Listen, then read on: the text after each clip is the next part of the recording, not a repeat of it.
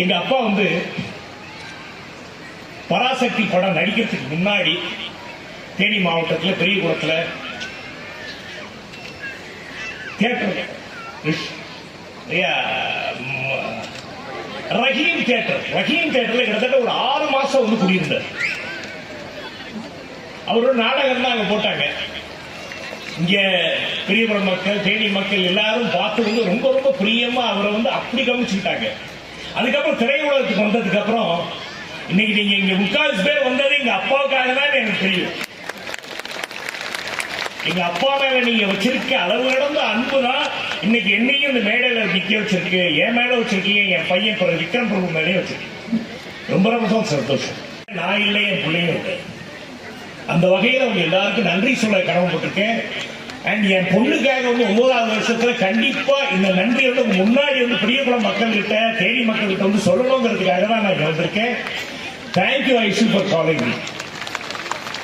ஐஷு பாப்பா ரொம்ப ரொம்ப தேங்க்ஸ் கூப்பிட்டு. இப்படி வந்து ஒரு அருமையான ஸ்கூல் உள்ள வந்தோன்னு கட்டடத்தை பார்த்து மைதானத்தெல்லாம் பார்த்தோம்னா வியப்பாயிடும்.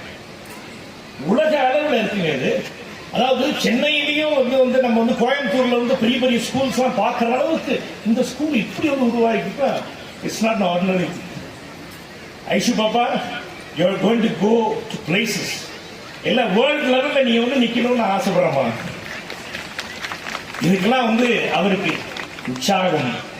பசங்க இது மாதிரி ஸ்கூல் எல்லாம் நீங்க வந்து ரொம்ப யூஸ் பண்ணிக்கணும். ரொம்ப பிரமாதமான ஸ்கூல் எப்படி வளர்ந்துருக்கு பாருங்க. இது 9 இயர்ஸ்ல the amount of growth this school has had is like fantastic, baby. Aishu, fantastic. நம்மள மாதிரி grow ஆயிருக்கு நல்லாவே.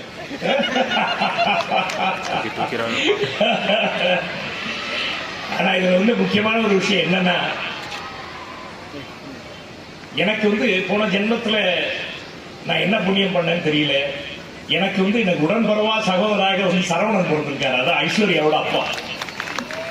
ஐஸ்வர்யா அப்பாவா இருக்கட்டும், சித்ராமாவா இருக்கட்டும், துணைவியாரா இருக்கட்டும், தம்பி முத்தா இருக்கட்டும், ஐஷுவா இருக்கட்டும், ரேஷ்மாவா இருக்கட்டும், ஜெய்வேலா இருக்கட்டும், ஸ்ரீகாந்தா இருக்கட்டும், யாஷினியா இருக்கட்டும், ரோஷினியா இருக்கட்டும், எல்லாரும் எங்க மேல அளவு கடந்த புரிய வச்சிருக்காங்கிறது தான் நானும் இங்க நிக்கிறேன்.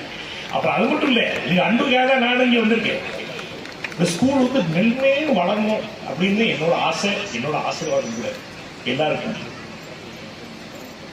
பெரியவங்களுக்குலாம் நான் ஒன்னே சார் பசங்களா இவருங்க அப்பா, தாத்தா, பெரியப்பா, அத்தை, அம்மா எல்லாரும் வந்திருக்காங்க இங்க. நீங்க எல்லாம் வந்து அவங்க எல்லாம் அவங்க முன்னாடி வந்து மரியாதையா இருக்கணும். மற்றவங்க முன்னாடி அவங்களுக்கு மரியாதை காட்டணுங்கிறது என்னோட வேண்டுகோள். Okay please. அதே மாதிரி பெற்றோர்கள் எல்லாம் வந்து பசங்களை எப்படி படிக்கிறாங்களோ அப்படியே விட்டுற வேண்டியதான். அவங்க என்ன ஆசைப்படுறாங்களோ அப்படியே விடுங்க. இன்னைக்கு என் பேர பசங்க இருக்காங்க, விக்ரமோட பசங்க இருக்காங்க.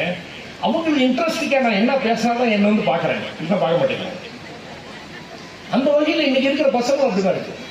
They are known as Gen Z kids.